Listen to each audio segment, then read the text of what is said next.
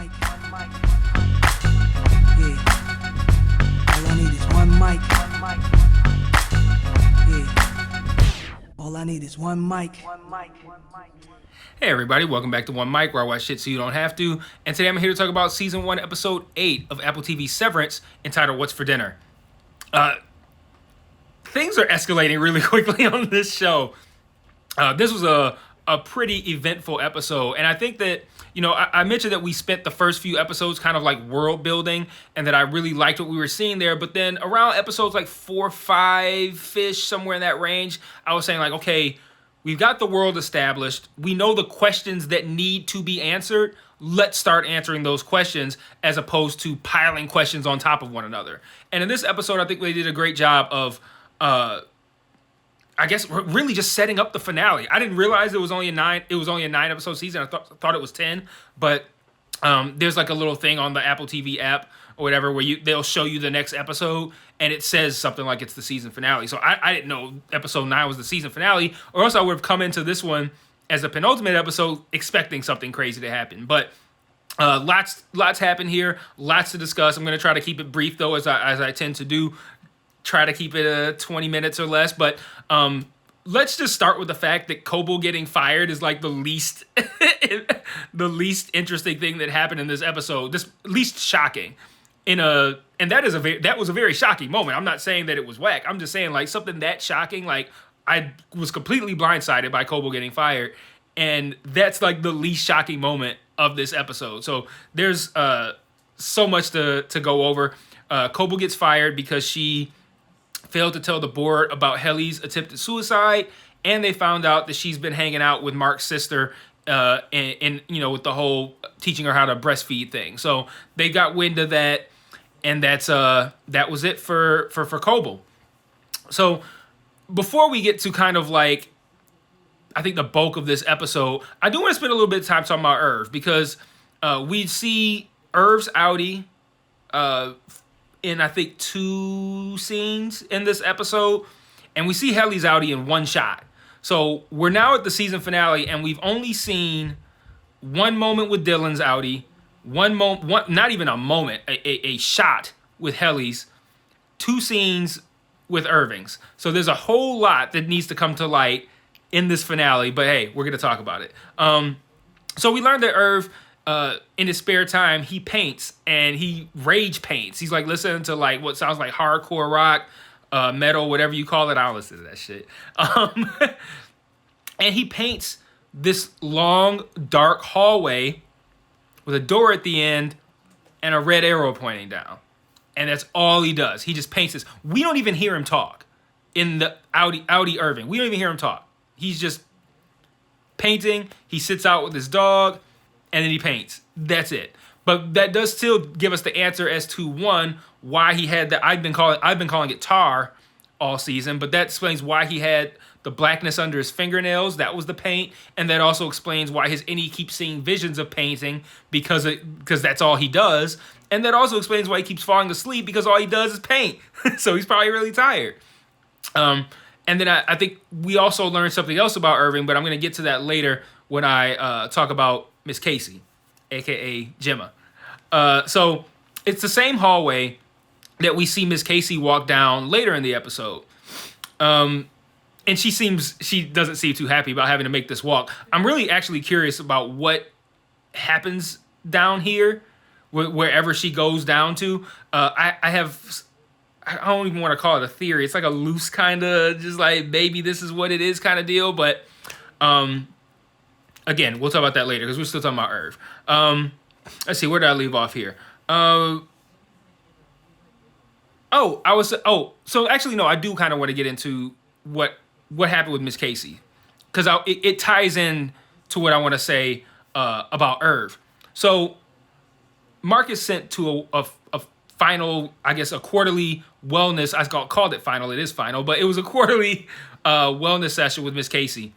And he finds out it's going to be the last one because she's essentially fired over the whole situation with her supposed to be watching Helly, and Mark distracts her, and Helly is the episode where they discover the goat, all that kind of stuff, right? So they find out Miss Casey's going to be fired. Miss Casey leaves, and she goes with Milchick to I think what's it called, the testing floor. I think is what they called when Cobel referred to the place that Miss Casey's going. He opens this door. She walks down this hallway. She looks, I would say, borderline terrified of going down this hallway and going in this elevator and experiencing whatever happens on the testing floor. I'm not sure what that is, but we now know that Irving's Audi paints this walk. So, and he paints it over and over and over. So this is a walk that Irving's Audi has made several times.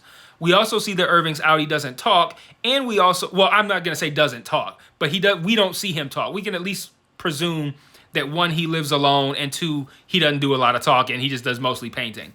And then we know that Irv's innie is very much a company man. Like, and he's been obsessed with Kier. He's been obsessed with all of everything that makes up Lumen up until the whole situation with Bert's quote unquote retirement.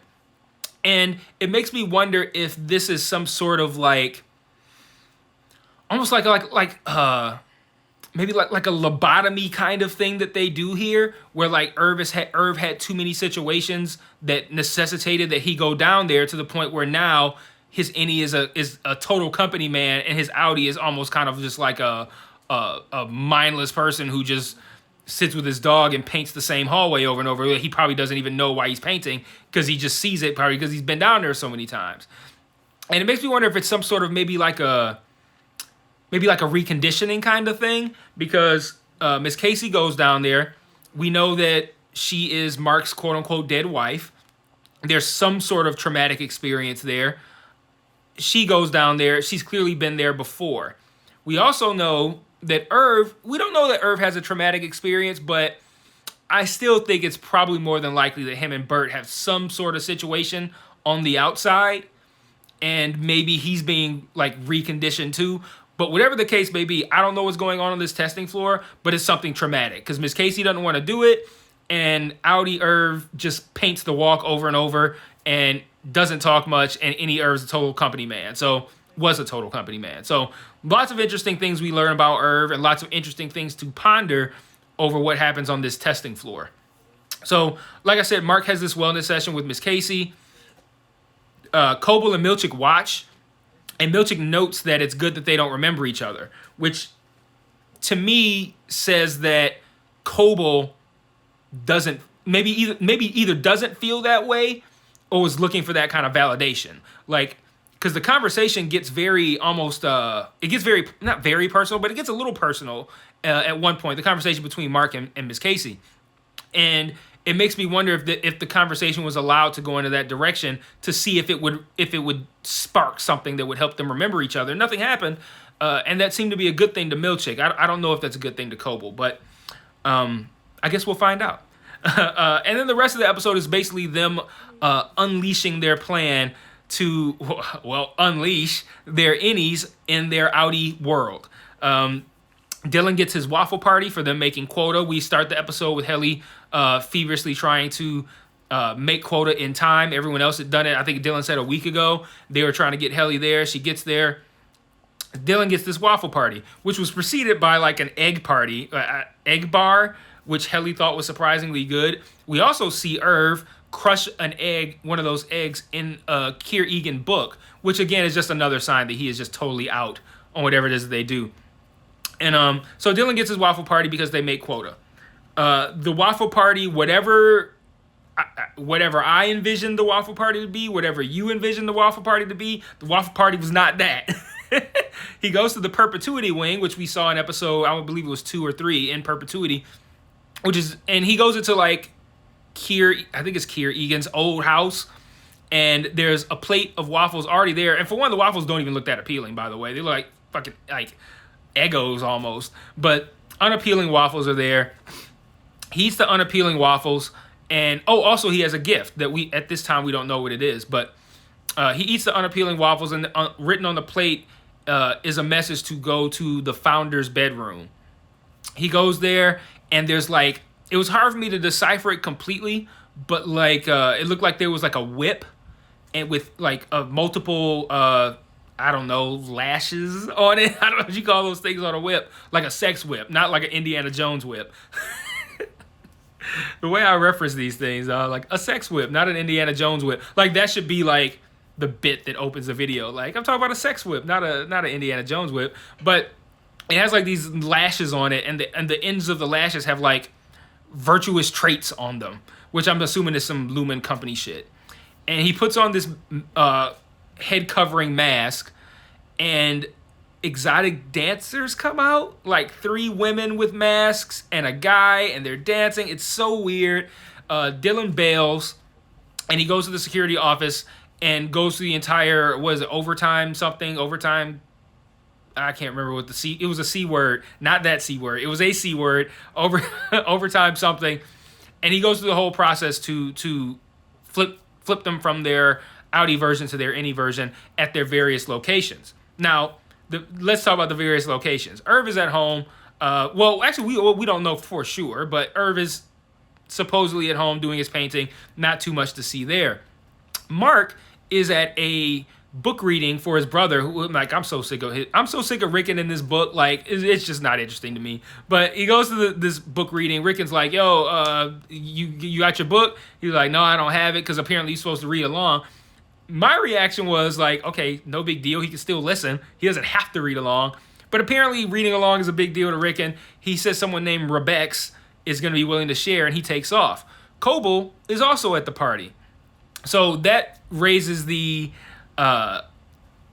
interesting curiosity of what is going to happen when any Mark comes to life at this party and sees Cobel to him, Selvig to Audi Mark. What's going to happen when he sees that? And she's not severed at all. So if he gives away anything, she's going to know something is up. That could be how she wins her job back. And then Helly is we just see her a brief shot right before. She's at some kind of fancy party. And if you note, when Mark left, it looked like they were preparing to have a fancy party. Like there was like something that looked like a red carpet, but blue, being rolled out. There was a sign that said welcome. I can't remember, but it was something that said something that essentially amounted to like, hey, welcome famous rich people or whatever. Welcome important people to this place. And Helly is seen, she has champagne. So is Helly at this party? And if so, is she an invitee? Is she someone who is in charge of the party? Is Helly a Lumen, a high-ranking figure at Lumen who is essentially wanting to try out this process just for, like, I don't know, scientific purposes? Is Helly a member of the Egan family? Or is Helly just somebody who has no idea what Lumen does and she's important in some other aspect of life? Not no idea, because she wouldn't be severed if she had no idea. But is she someone who just comes to this party and she's just important in some other facet of life? Or is she at the book reading? I don't know. Maybe she's overdressed. And maybe Rebex, maybe R stands for Helly Rebecca. I don't know. But Rebecca's not a last name, but we don't know that. So, yeah, lots of interesting questions come out of one shot of Helly that we can look at. And if I watch the episode a second time, I'd probably pause it and look for clues. Like, okay, what do I see in the background? What is she wearing? Does she have on rings? Does she have on earrings? Does she have a necklace? What does she drink? Well, she has like some champagne. But, you know, trying to catch the background, all kinds of things. But really interesting to see what's going to happen with her. And then the episode ends with Dylan flipping the switches. And I don't know about you guys, but I like literally yelped. Like, oh my God, this is not where you were ending this episode. But I feel a little bit better finding out that next week is actually the finale. So we should get pretty much everything. Well, we should get everything that we need in this final episode. So a couple of thoughts before I wrap this one up. I really liked the shot of Miss Casey walking down the hallway with Milchick kind of like standing off to the side. It was like it's just a really cool shot. The dark hallway, the white, the overly white hallway that Milchick was standing in, the way we could see down the hallway, kind of like almost like over his side or to the side of him, and her walking down there and being scared. I just thought it was a cool shot. And like I was gonna say, who gets Cobel's job? Is Milchick gonna get it, or will she get it back herself after any Mark shows up at this party, and maybe she catches on and then realizes like, oh crap, she knows what's going on here, and she shuts it down, and maybe that's how she essentially wins it back from the board. So that's all I had this week for this episode. I love this episode. I'm ready to talk theories. We have a whole lot of information now to theorize with between now today and the finale. So there's a lot to discuss. Hit me in the comments with your thoughts, and I will see you guys next week for episode 9, the finale. Peace.